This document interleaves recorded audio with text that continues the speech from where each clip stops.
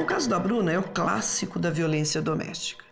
E ela passa por todas as fases que nós já estruturamos nesse tipo de crime. Então, inicialmente, o que ela relata é o primeiro momento, que é da sedução. Então, esse indivíduo que é o agressor, ele se apresenta extremamente sedutor.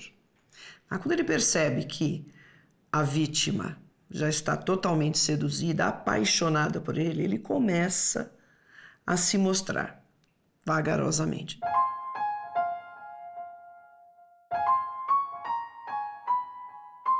Bruna é uma cidadã normal, uma garota que luta pela vida.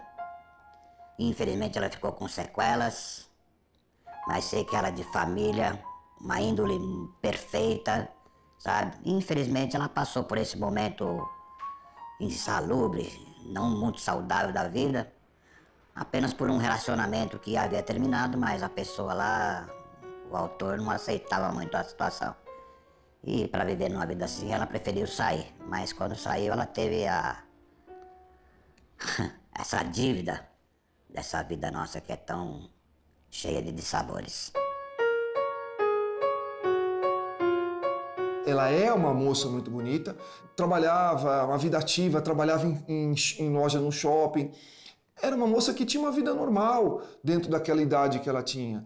Só que, infelizmente, ela acabou se apaixonando pela pessoa errada, se apaixonando por uma pessoa que tinha um perfil completamente desvirtuado, agressivo, tresloucado.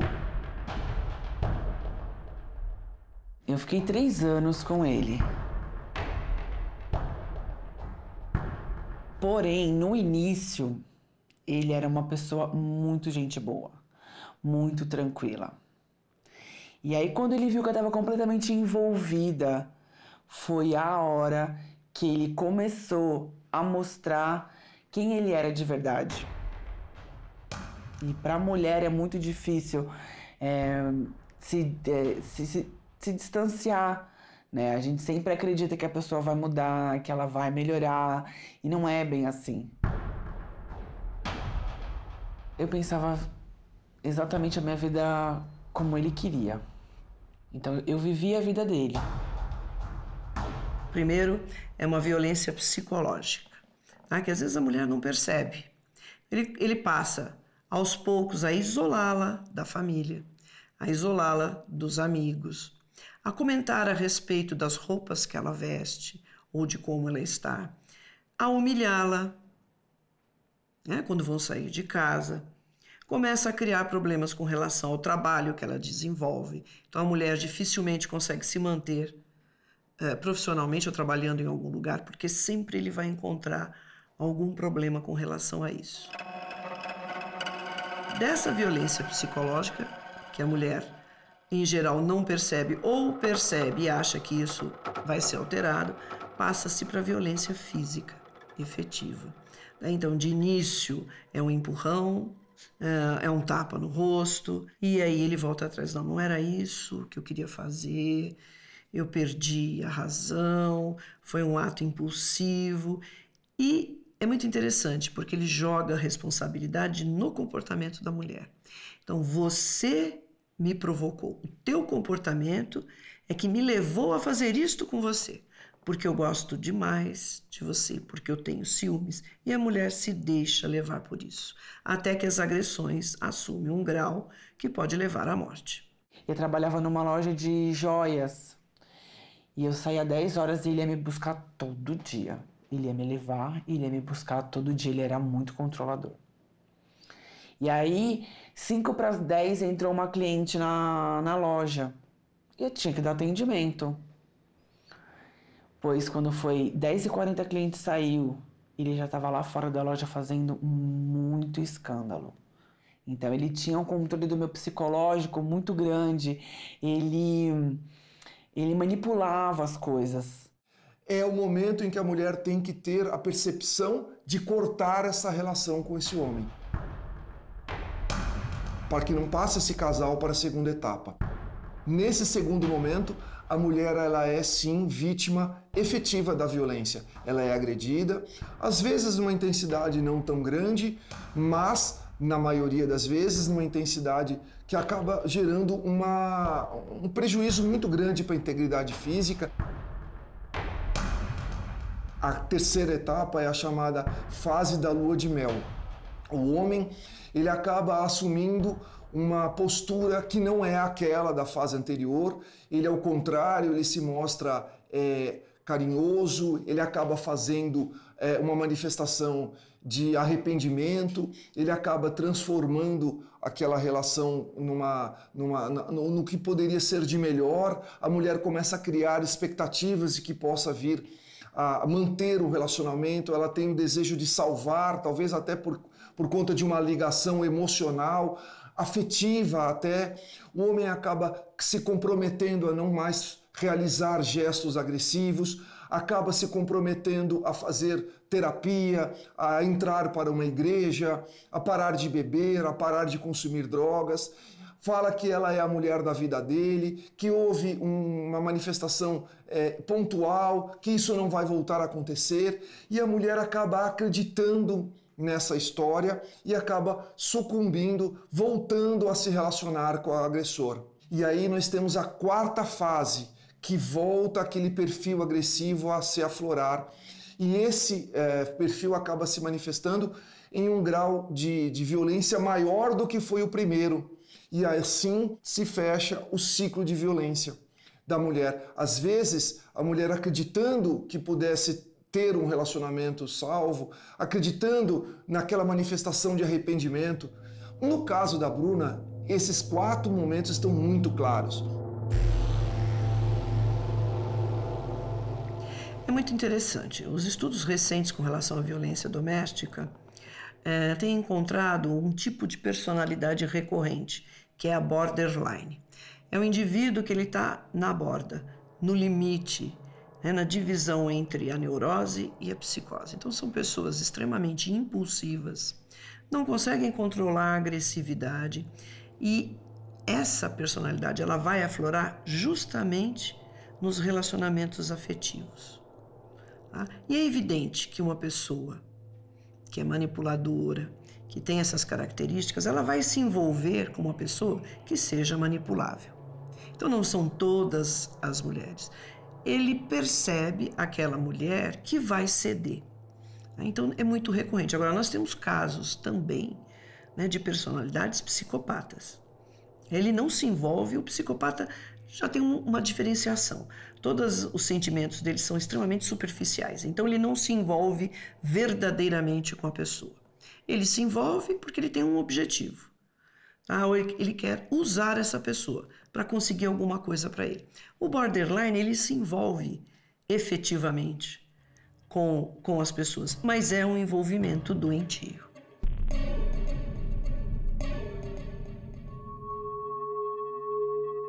É interessante no relato que ela diz, eu vivia a vida dele, eu fazia exatamente o que ele queria.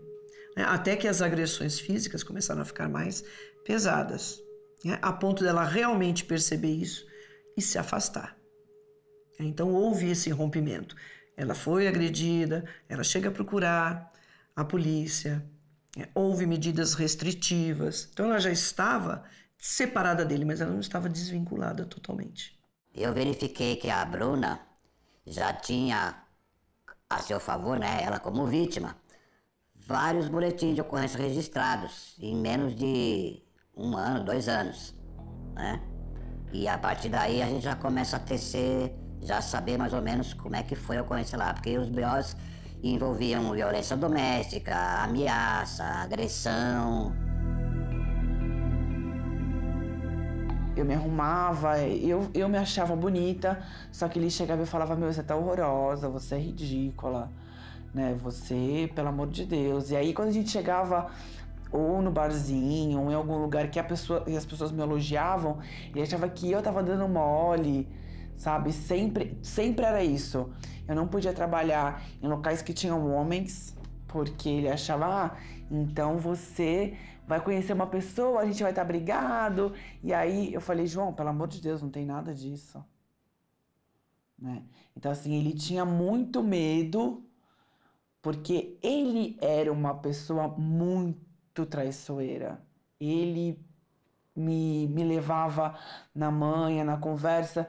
E aí ele tinha medo que eu fizesse o que ele estava fazendo.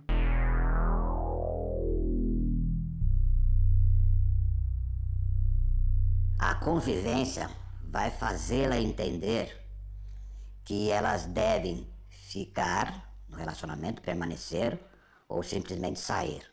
Mas ao sair, saber que pode haver represálias de acordo com aquilo que ela entendeu do funcionamento da cabeça do namorado, do relacionamento relacionado à pessoa. Então é bom ficar esperta, porque nesse caso específico da Bruna, a tragédia já estava anunciada. Foram feitos alguns BOs antes, ela já sabia que isso não ia acabar bem.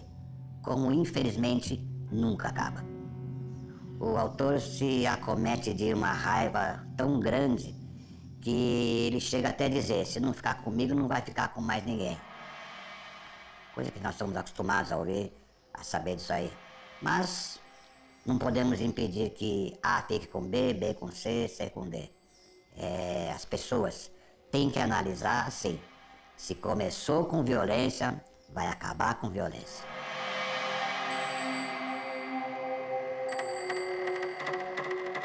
Contanto que no primeiro momento em que ele pareceu ser mais doce, como no início, ela voltou. Ela se expôs novamente a essa agressão. Por quê? Porque ela achou que isso não iria mais acontecer.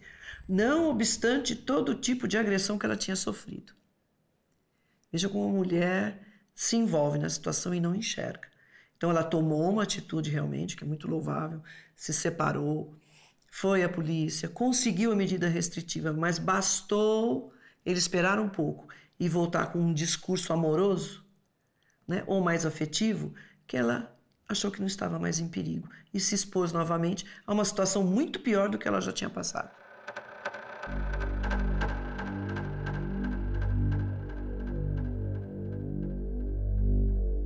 Em outubro de 2015, eu descobri uma traição. Fui, conversei com ele, e aí ele não aceitou, deu um show, falou que, você tá ficando maluca. E no final, eu saí de casa sem roupa nenhuma. Pra eu conseguir pegar minhas coisas, eu tive que ir com a polícia. Olha lá. E aí, ele já tava até mais maleável. Porém, eu tava achando muito estranho, mas eu falei, deve ter aceitado, numa boa. E ele, quando eu fui lá com a polícia, eu acho que eu fui com a polícia no início de novembro. E aí peguei minhas coisas. Tava morando numa república lá na Praça da Árvore.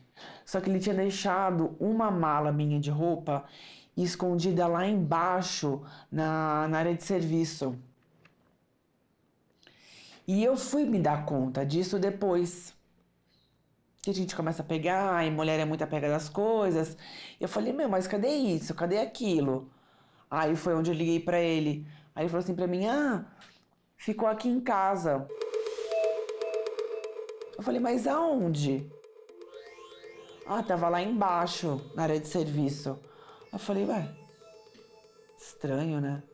Eu falei, mas nem cogitei, nem retruquei nada. Aí ele falou, não, mas fica tranquila que eu te devolvo. Aí trabalhando, indo treinar e tal, e nunca que ele vinha me trazer. Até que no dia 24 de dezembro, ele me ligou e falou assim, tô aqui embaixo, vamos passar Natal juntos. Eu falei, João, vai passar Natal com seu pai, no último ano novo da sua mãe. A gente passou de balada, e você não estava perto dela, a mãe dele como desencarnou, e ele se arrependia muito, pelo menos era o que ele passava pra mim. Aí beleza, tô aqui, na volta a gente passa em casa, pega a sua mala e eu deixo vocês aqui. Aí fui lá, troquei de roupa, não ia passar o Natal com a minha família.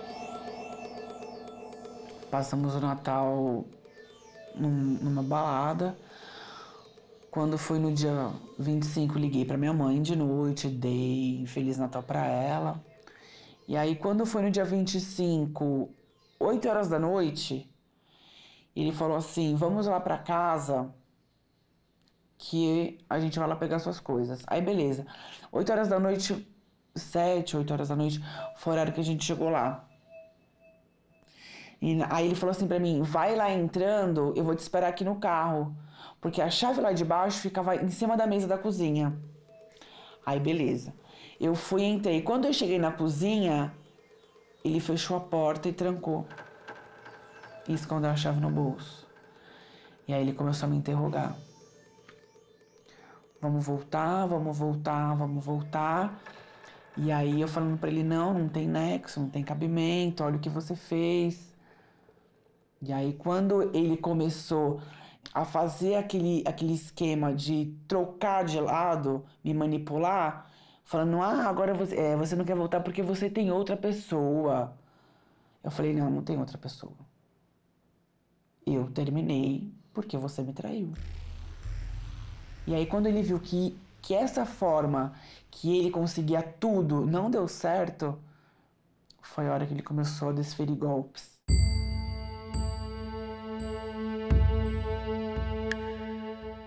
Ele me batia na barriga, ele me dava chute nas costas. Quando ele me deu um soco na cabeça, foi a hora que eu desmaiei. Eu caí e aí eu fui acordar um mês depois, já no hospital. Antes dele começar a agir dessa forma, eu sabia que ele era ocupado. Mas quando ele chegava com esse tipo de manipulação, eu começava a ver, não, realmente a culpada sou eu. Não, a problemática sou eu. Então tudo eu pensava assim, não, realmente, agora pensando aqui comigo, com ele me ajudando a esclarecer melhor, a culpada fui eu. Ele a agrediu de uma forma intensa, cruel, covarde, fazendo com que ela ficasse absolutamente subjugada, desmaiasse, perdesse os sentidos. Foi algo premeditado, entendeu? Que se ela não reatasse, ele pretendia realmente agredi-la até a morte. Aí foi o que aconteceu. Quando ele a jogou dessa janela, e esta queda de 9 metros, ele a lançou para a eternidade a perda de sua mobilidade. A atitude da mulher conseguir enxergar o que é que está acontecendo naquela relação e falar, eu não posso mais permanecer aqui, e efetivamente tomar uma medida, pode ser um gatilho. Não bastou todas as agressões que ele fez contra ela, a verdadeira surra que ele deu, e ela mesma usa uma expressão interessante. No início era um empurrão, depois ele começou a agredi-la como se estivesse agredindo outro homem. Então deixou de ser aquela figura feminina, ele não enxerga mais isso. E foi exatamente o que aconteceu. Ele a agrediu a ponto dela perder a consciência, a ponto dela ter sequelas importantes, e não satisfeito, ele a defenestrou, jogou. A princípio chegou como queda do 3º andar do apartamento onde morava a vítima, Bruna. E a partir daí, já que eles encontraram o corpo dela estendido lá, com vida, né? Tanto é que teve o concurso do SAMU no dia. É a partir daí que a gente começa a investigar para saber se houve uma queda acidental, se houve uma tentativa de homicídio por empurramento, né? Ou mesmo se ela sofreu um acidente naquele local onde foi encontrado o corpo. E como a Polícia Militar já havia nos dado a situação do local do eventual acidente, que até então a gente considerava como acidente, a gente começou a fazer investigações no sentido de achar a verdadeira causa dela estar ali toda ferida no chão. É evidente que depois a gente teve que ir também no hospital, onde ela foi socorrida e tudo mais, e começar a falar com a médica que a atendeu no dia lá, tudo mais. Mas a princípio, só de termos feito a verificação no sistema e ver se havia BO ou boletim de ocorrências registrados, ela como vítima e outra pessoa como autor, já nos deu uma outra visão da situação. Parece que ela avisou alguém, a mãe, que iria até o apartamento, alguma coisa, para buscar as roupas, os pertences, né? Então já se estabeleceu um vínculo entre a vítima naquele local e com o autor. A perícia é importante também, a perícia feita no local, porque se o indivíduo diz, não, foi a vítima que saiu correndo, não aconteceu nada, nós só discutimos, mas se houve uma agressão e principalmente se o indivíduo teve a condição de pegar essa vítima e jogar pela janela, os vestígios vão estar ali. Então, para um bom perito, ele vai encontrar sangue, as características dessas manchas de sangue, que podem, por exemplo, indicar um arrastamento, né, de um sítio até o local de onde ela foi defenestrada. Tudo isso pode indicar alteração na disposição dos móveis, vestígios de luta ou contenção. Tudo isso é possível levantar num local como esse. E aí até analisar a compleição da vítima, a compleição do autor, se ele teria a possibilidade de realmente, né, segurar essa vítima, né, mover, locomover, se tivesse condição física até, né, para jogá-la pela janela. E o exame, no caso dela, foi um exame de lesão corporal, que ela não veio a óbito. Também, o legista vai examinar os tipos de lesões que ela apresenta e vai fazer uma correspondência com os instrumentos que provocaram aqueles ferimentos. No caso dela, como ela foi agredida e depois jogada pela janela, esses ferimentos todos são contusos, correspondente com instrumentos contundentes, que podem ser desde mãos, pés. É compatível, né, quando ela está sendo agredida por outra pessoa. E outros ferimentos que ela teve é compatível com uma precipitação. Então isso o legista vai estabelecer. Quando saiu o laudo, realmente nós verificamos que havia indícios sim de uma violência dentro do apartamento. Mas a gente não podia também tomar decisões ou tirar conclusões a partir de somente aquele local verificado. Então foram colhidas informações de vizinhos, de colegas, de pessoas do convívio dela diário, né? Tanto é que depois o pai do autor, que a gente ainda não sabia quem ele era dentro da ocorrência, nos informando coisas com relação a mensagens de celular, mensagens de WhatsApp, inclusive de e-mail também. Eram mensagens ofensivas. Nunca de eu te amo, eu quero voltar para você, eu não vivo sem você, não. Foram sempre mensagens ofensivas. Até determinado momento, os dois têm uma versão muito parecida. A versão do João Paulo é de que eles se reencontraram naquele dia, eles foram para casa onde os fatos aconteceram.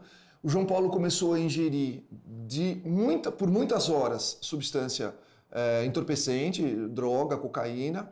Ele inclusive relata que ele por algumas horas, alguns momentos, ele saiu, ia até o ponto de venda, voltava com mais droga, consumia entorpecente, até que eles começaram a discutir.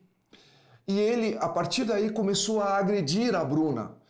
Aqui nós temos um homicídio tentado, praticado com crueldade. E crueldade nada mais é, nesse caso aqui, do que a manifestação de uma personalidade, de uma brutalidade incomum, em oposição ao mais elementar sentimento de humanidade, de piedade. Ele não teve um mínimo de piedade em relação à Bruna. A partir daí ele fala, eu não queria matar. Só que ele não admite que ele jogou a Bruna pela janela, fazendo com que ela caísse dessa altura de 9 metros. E foi justamente nessa queda que a Bruna teve as consequências que hoje, infelizmente, ela é portadora. E essa questão foi trabalhada no julgamento por mim, no sentido de que se a Bruna estava desmaiada, e isso ela fala, ela admite que de tanto receber pancadas, a agressão foi tão contundente que ela perdeu a noção do que aconteceu, ela desmaiou, ela foi nocauteada. É evidente que ela não poderia ter se jogado da janela, ela foi lançada pelo João Paulo daquela janela. Só que é o exercício do direito de um réu no direito brasileiro de não produzir prova contra ele. Justamente no tocante àquilo que é o mais contundente da acusação, ele fala que não praticou. Admite que bateu, mas não admite que jogou a Bruna da janela. Quando eu comecei a acordar mesmo, eu não lembro de nada, eu tava com muito remédio, então quando eles começaram a diminuir a dosagem, foi que eu comecei a poder perceber, conversar. Eu não conseguia conversar porque eu tava de tráqueo, eu só falava e minha mãe lia meus lábios. E ela começou a conversar. E aí ela começou a me contar. Eu lembrava de tudo até o momento do soco na cabeça. Foi somente quando nós conversamos com a Bruna, que estava hospitalizada no Hospital das Clínicas, que nós soubemos, tipo, 80% de ter a convicção de que o João, o ex-namorado, tinha plena culpa na situação. A minha mãe sempre me perguntou a história para ver se eu ia contar a mesma coisa. E quando eu comecei a ter as primeiras reações de acordar do coma, era a mesma história.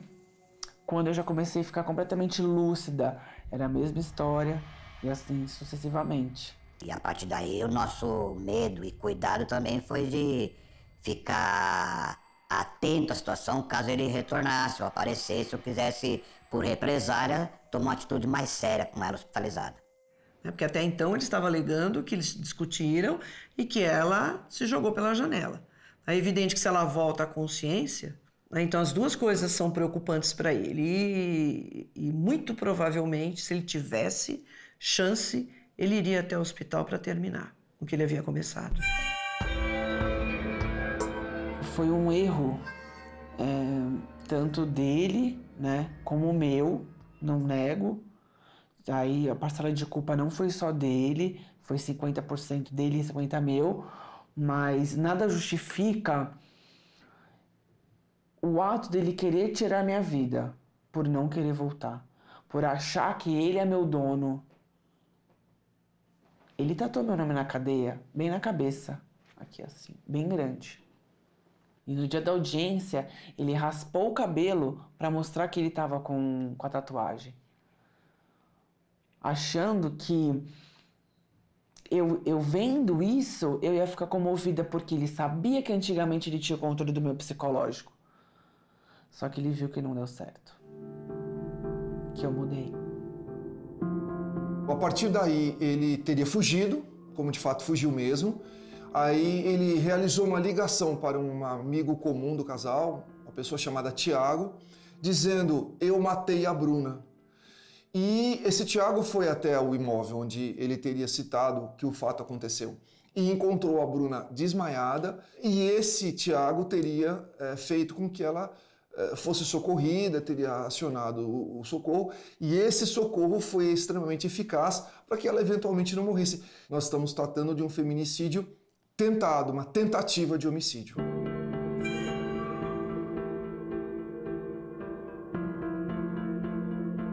Algumas vezes que eu consegui pegar a ligação do seu advogado, do defensor, ele dizia que ia se entregar, mas nunca aconteceu isso. Então ele, talvez por receio ou por desconhecer como funciona a estrutura policial, ele foi se entregar num outro município. Mas ele se entregou fora de data prometida pelo defensor e também fora de local, porque o defensor ligava na delegacia de origem.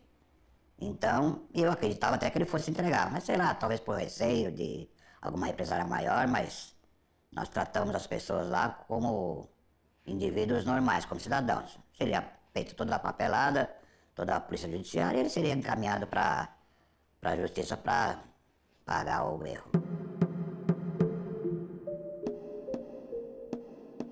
Ele fala que eu comecei depois do soco na cabeça, eu comecei a convulsionar e que depois eu acordei. E aí eu fui na cozinha beber água e aí ele escutou um barulho de prato. E aí quando ele olhou, cadê eu? Que ele olhou lá pra baixo, tava jogada lá embaixo. Mas aí o promotor perguntou: uma pessoa em convulsão, ela só acorda no hospital. Como você explica isso?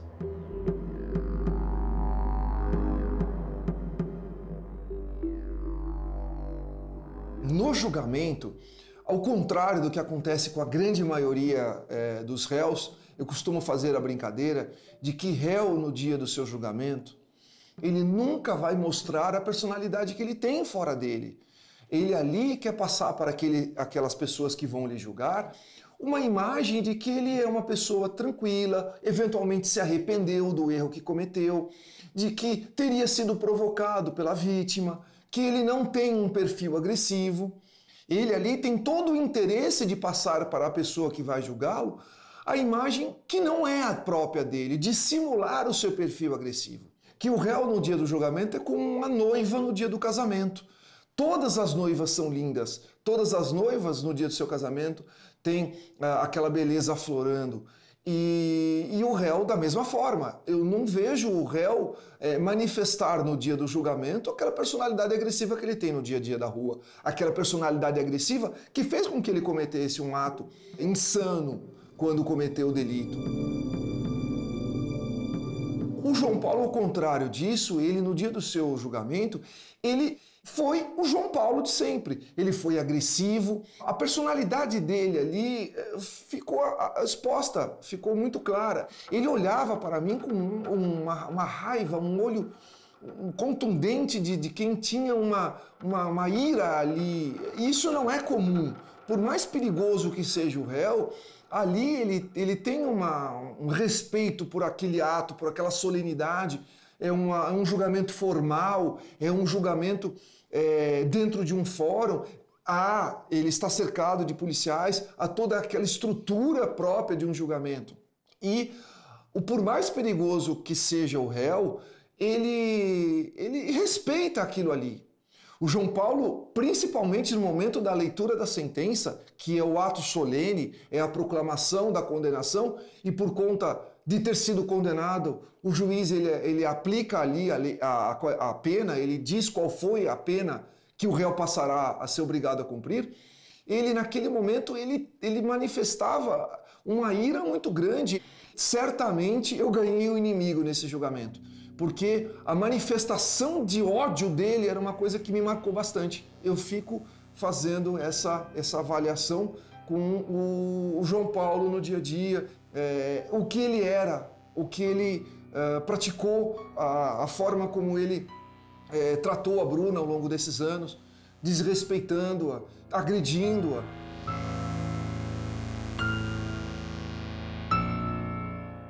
No dia da audiência também, na primeira eu não escolhi depor na frente dele, mas na segunda eu escolhi. E quando ele estava na sala, no plenário, a juíza perguntava para mim e eu olhava só para a juíza. O promotor para mim, só para o promotor. A advogada dele perguntava para mim, só para a advogada dele. Em nenhum momento eu olhei para ele. E aí ele começando a se mexer na cadeira para chamar a minha atenção, e a juíza chamou a atenção dele. Falou, se você não parar, eu vou ter que te colocar para fora do plenário. No dia do julgamento, ele foi condenado, 16 anos, é uma pena muito contundente, porque há de ser cumprido em regime inicial fechado, é crime hediondo, ele vai cumprir 2/5 dessa pena em regime fechado, e infelizmente para a Bruna, ao contrário dele, um dia a pena que o João Paulo recebeu vai acabar, até porque a lei de execuções penais ela é muito leve, ela é muito suave, nela existem inúmeros benefícios que um sentenciado pode lançar mão. Daqui a pouco, por conta da leveza da nossa legislação, nas ruas, podendo retomar sua vida normal, ele é novo, então certamente ele vai, em um período muito curto, voltar a ter uma vida normal. Por outro lado, a pessoa que nada fez por merecer está submetida a uma pena perpétua, a pena de perder a sua mobilidade em razão da agressão a que ela foi vítima, em razão da agressão a que ela foi submetida por aquele que daqui a pouco a sua vida normal será retomada. Essa foi a maior tristeza desse processo.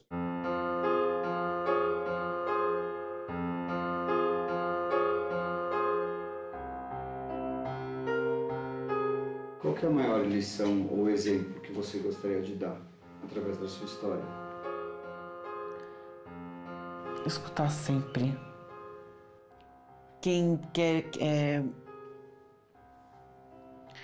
escutar sempre a sua mãe, o seu pai, os seus amigos. Se tá falando que não vai dar certo, que vai dar errado, escuta. Porque não é todo mundo que tem a sorte que eu tive. Se você tá passando por isso em casa, vai numa delegacia, faz um BO, mas se afasta, porque é a sua vida que está em jogo. A pessoa que está fazendo isso, como ele fez comigo, não tinha nada a perder. Ele não tinha nada a perder, mas eu tinha, a minha família tinha. O agressor nunca tem nada a perder, quem tem a perder é a gente.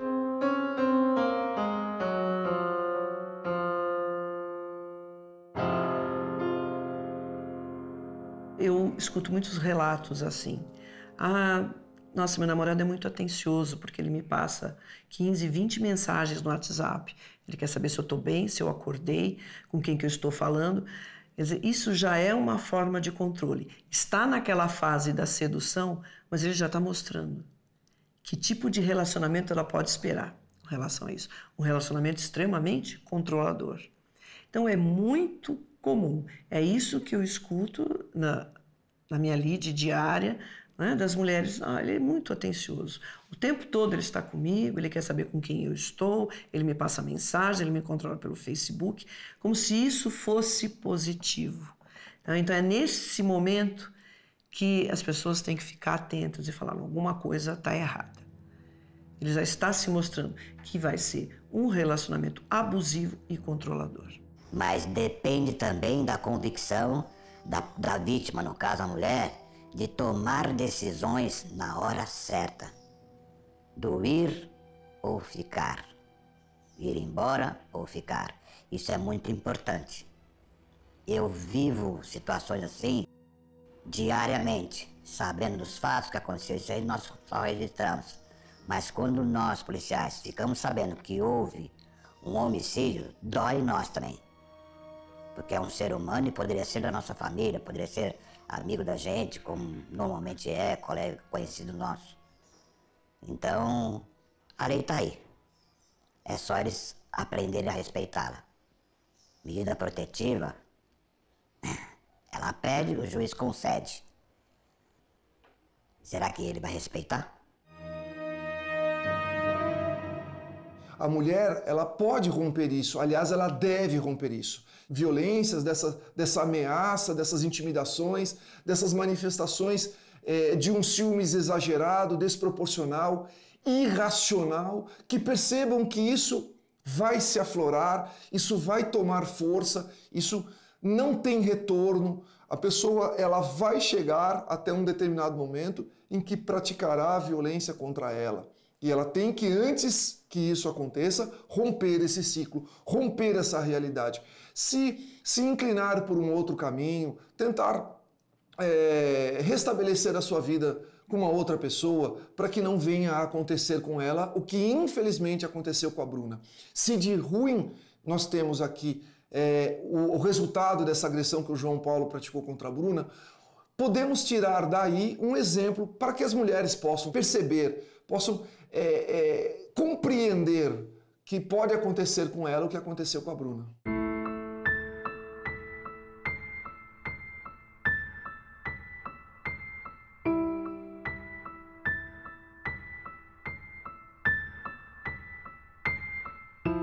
Se eu falar pra você que eu queria estar assim hoje, eu não queria.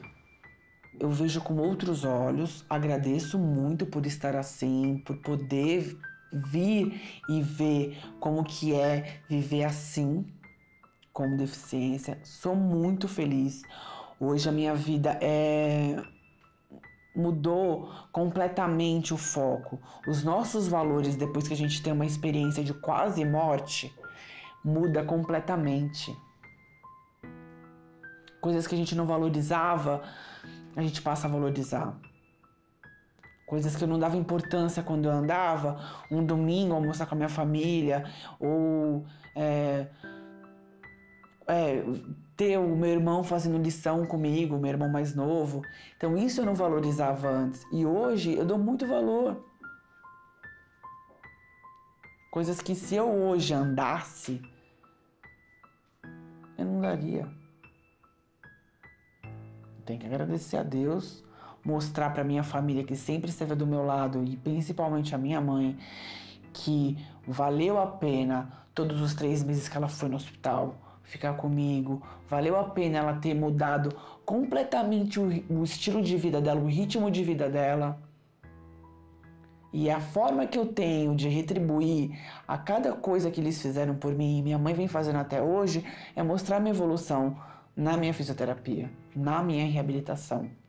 Mas a gente vai se adaptando. O ser humano ele tem uma possibilidade de se adaptar muito grande. O problema é que a gente não consegue desenvolver isso até precisar. Para mim era muito cômodo. Eu andava, corria, eu treinava, eu fazia o que eu queria. Mas eu nunca parei para pensar, e se eu ficar deficiente?